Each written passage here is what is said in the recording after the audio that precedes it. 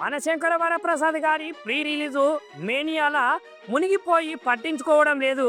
కాకపోతే అప్పుడెప్పుడో స్టార్ట్ అయ్యి ఎప్పుడో అయిపోయిన విశ్వంబర ఊసు ఎక్కడా వినిపిస్తలేదట.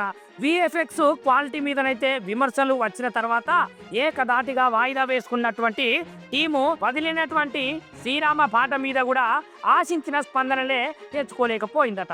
కొత్త టీజర్ కు వ్యూస్ అయితే వచ్చినాయి, కాకపోతే సోషల్ మీడియాలో హాట్ టాపిక్ గా లేకపోయిందట.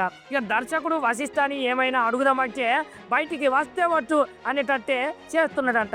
ఇప్పుడు ప్రమోషన్లు చేయడానికి రైట్ టైం కాదని ఒప్పుకోవాల్సిన వాస్తవం. ఈ ముచ్చట కొంచెం పక్కకు పెడితే, ఒకవేళ మనశంకర వరప్రసాద్ బదులు విశ్వంబర సంక్రాంతి రేస్ లో ఉంటే ఏం జరుగుతుందనే ప్రశ్నలు అయితే అభిమానుల తలెత్తుతున్నాయట.